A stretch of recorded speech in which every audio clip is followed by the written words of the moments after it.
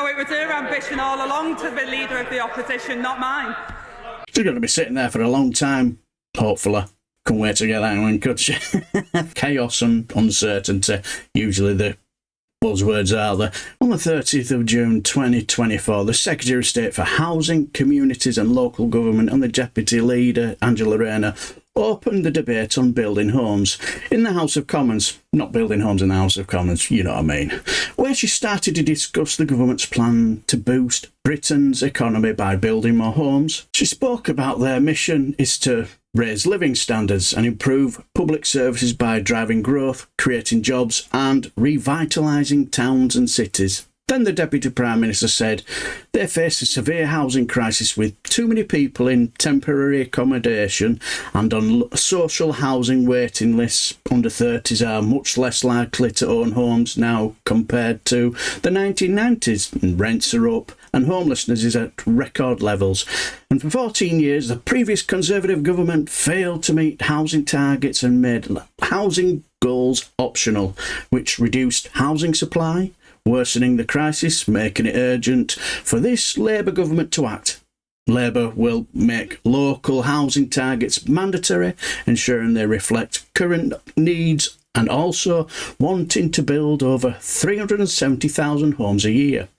Rayner then addressed the Greenbelt land, prioritising low-quality land for development while ensuring new developments include affordable housing and essential services.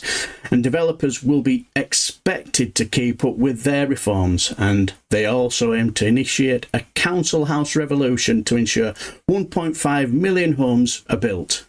Then the Labour government, she said, are wanting to improve the existing housing stock, change the right to buy scheme and provide funds to councils for the new homes, saying these efforts will support wider growth, make it easy to build infrastructure and renewable energy projects and ensure every area has an updated development plan. And Angela Rayner then committed to reforming planning and infrastructure, making fair compensation rules for compulsory purchases and supporting local planning developments, aiming for a long-term housing strategy to transform the housing market for working people. And then Rayner finished off by saying that this government is determined to build 1.5 million sustainable homes, providing the biggest boost to affordable housing in a generation and drive the growth that is desperately needed. Well, Kemi Badenoch said she had many questions, and whatever questions she cannot answer, can she provide written answers within a month and before the summer recess, so we can poke holes in it before we return. Then reiterated that Labour has a mandate to deliver on its manifesto promises, and as the main opposition, it's our job to scrutinise these plans, and Labour needs to be clear about its plans to avoid prolonged uncertainty and must understand and address local concerns, and it should explain the funding needed for its plans and avoid making unrealistic promises. Yeah, really. Yeah, from this government that's been in power for 14 years. Really. And then she went on, we've already seen changes to their commitments. For instance, the Chancellor promised to update the National Planning Policy Framework, or the NPPF, to me and you, within 100 days. But now Labour is saying it will be done by the end of the year, which is much longer. So she asked if Angela Rayner can confirm that the National Planning Policy Framework will indeed be updated by mid-October, or initially promised. So she did ask if Angela Rayner can confirm that the National Planning Policy Framework will be updated by mid-October as initially promised. And is Labour proposing many changes to planning, including National Planning Policy Framework updates, new legislation, changes to nutrient neutrality and more?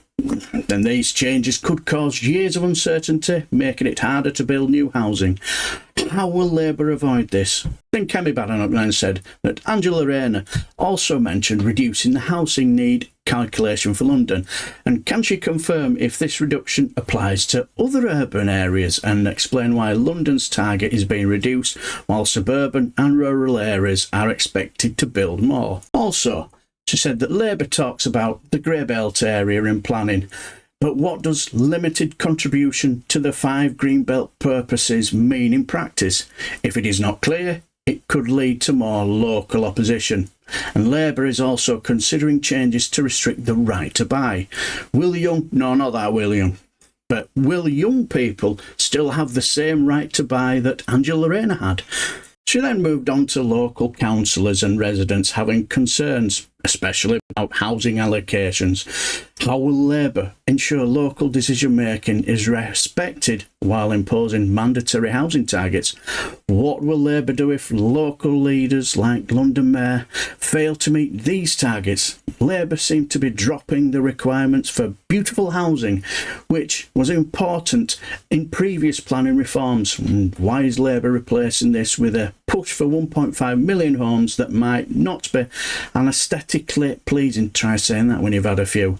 And then she went on to say, Labour also need to explain the economics behind its proposals and how they will be funded. And then there are concerns about the impact on public finances and whether Labour understands the costs involved. For example, the Chancellor didn't address housing impacts in her speech. How will Labour fund affordable housing and changes to the planning system without increasing costs for builders, home buyers and renters? These are just a few questions that need answering, and the government risks not addressing basic house building economics and centralising decision-making, making the 1.5 million home target seem like a distant goal rather than a realistic plan. Well, then Angela Rayner started off by congratulating Kemi Badenoch on her leadership speech she had just made. Well, let me start by welcoming the Right Honourable Lady to her place, and can I wish her luck for her leadership campaign now she's confirmed she's running. The best of luck. So it was her ambition all along to be leader of the opposition, not mine. Honestly, she looks so home over there on the opposition benches. She might as well have ordered a sofa and put her feet up. She's going to be sitting there for a long time, hopefully. And I want to say that she had a lot to say, and I'll address her points in a bit. She already asked a lot of written questions, and I expect many more once she settled in after the election, she said. Couldn't wait to get that one, could she? Firstly, it seems she missed a couple of crucial points, she said. The British people booted out the Conservatives with a large majority. Why? Because the government she was part of wrecked the economy and public services. They left us to clean up their mess. They've crashed the economy, damaged our services and tried to cover it all up. They blamed doctors but manipulated the numbers themselves. And then she criticises our record on housing. But the Tories failed to meet their own housing targets every year. They set unrealistic targets for the Mayor of London. No, I don't know whether that's true. But couldn't meet their own. About the National Planning Policy Framework consultation, he said, it starts today for 8 weeks. We want everyone to engage because we're serious about fixing things. And the last Tory government ruined the National Planning Policy Framework. And now we have to fix it. And then the former Tory Secretary of State returned £1.9 billion meant for affordable homes back to the Treasury. And then Rayner did say they were working with Homes England, who will use those funds more effectively.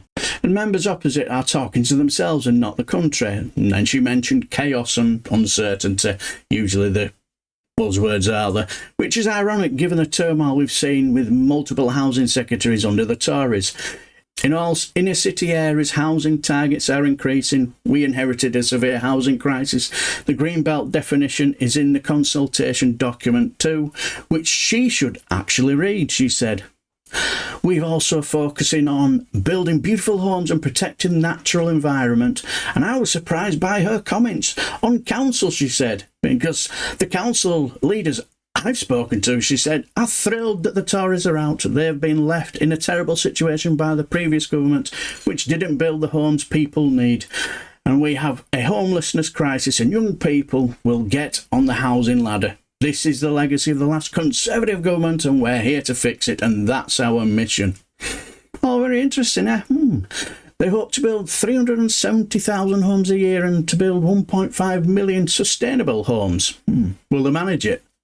Who knows? But while out with a friend yesterday, he's been in the building trade for quite a while, and I said I've been watching this and told him while I was watching, I just thought about him, and so I thought ask his insights, and he said it all sounds very wonderful, but he did say that where will they get the stock and also the labour from? So what do you guys think? Will they be able to manage it? Will NIMBYism get in the way? Is 1.5 million sustainable homes a realistic goal or just a pipe dream? Let me know down below, and I shall bid you farewell and take care, my friends.